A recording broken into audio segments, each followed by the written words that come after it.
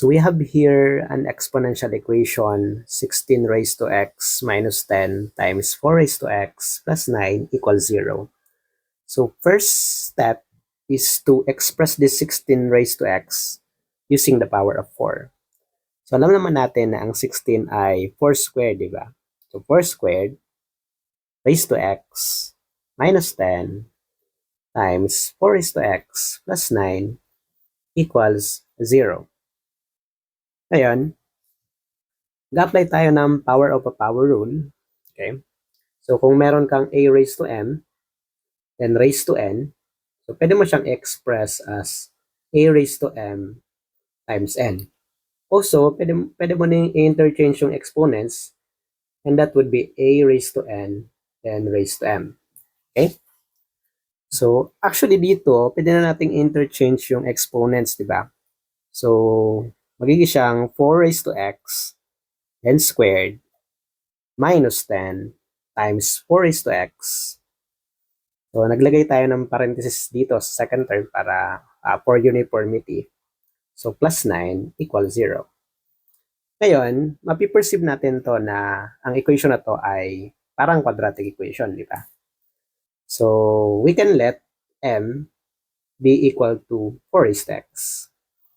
So, eventually, i-replace lang natin yung 4 raised to x ng variable na m squared minus 10m plus 9 equals 0. O, diba, quadratic equation na siya. And, makikita naman natin na factorable yan, ano? So, we're looking for two numbers na ang product ay 9 and at the same time, the sum is negative 10. So, dapat yung dalawang numbers na yan ay both negative kasi ang middle term natin ay negative and yung product ay positive. So, eventually, m minus 1, di ba? And m minus 9. Kasi negative 1 times negative 9, that is positive 9. Negative 1 plus negative 9, that is negative 10. So, tama tayo doon.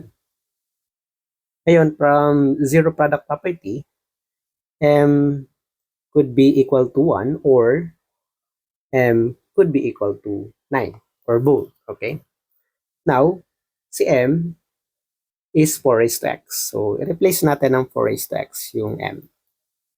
So, from this equation, alam naman natin na any non-zero number raised to 0 is equal to 1. Diba? So, x here is equal to 0. Kung mag-apply ka ng logarithm, pwede naman. ln 4 raised to x. So, take the logarithm both sides of the equation. ln 1. So, sa property ng logarithm, pwede mong ibaba yung exponent na x dyan.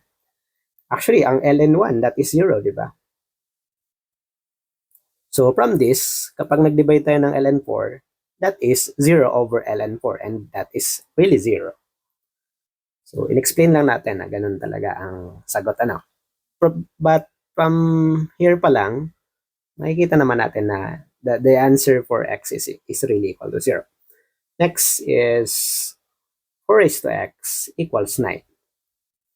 Again, we can take the logarithm both sides of the equation. So, ln na lang ang gamitin natin. So, ln 4 raised to x equals ln 9. Then, bring down x, ln 4 equals ln 9. Then, eventually, divide tayo ng ln 4 both sides to get the value of x. So, x is equal to ln 9 over ln 4.